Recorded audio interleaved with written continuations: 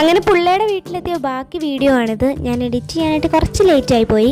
അങ്ങനെ നമ്മളെല്ലാവരും ഫുഡൊക്കെ കഴിച്ച് കഴിഞ്ഞിട്ട് നേരെ റെഡി ആയിട്ട് ഇറങ്ങാനായിട്ട് തുടങ്ങുകയാണ്.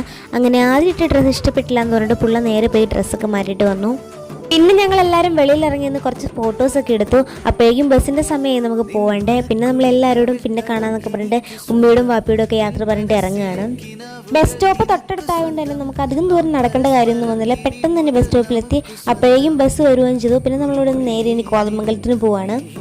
നമുക്ക് കോതമംഗലം എത്തിക്കഴിഞ്ഞിട്ട് അവിടെ നിന്ന് നേരെ പെരുമ്പാവൂരോട്ടാണ് പോകേണ്ടത്. ജസ്റ്റ് 6-7 സ്റ്റോപ്പിൻ്റെ വ്യത്യാസമേ ഉള്ളൂ. പെട്ടെന്ന് നമ്മൾ എത്തുകയും ചെയ്യും. ഇപ്പം തന്നെ ഒരു സമയം 10:30 ആകാറായി. നമ്മളെല്ലാവരും ഭയങ്കര എക്സൈറ്റഡ് ആയിരുന്നു ഇന്ന്. കാരണം നമ്മുടെ ക്ലാസ്സിലെ ടീം മൊത്തത്തിലേ ഇന്ന് വരുന്നുണ്ട്. അപ്പോൾ എല്ലാവരും കാണാനായിട്ട് നമ്മൾ നോക്കി ഇരിക്കുകയായിരുന്നു.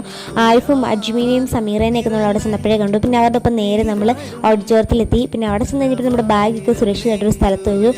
അപ്പോഴേക്കും നമ്മുടെ ഫാമിലിനെയും കണ്ടു. ബാക്കി അടുത്ത വീഡിയോയിൽ കാണാം. അപ്പോൾ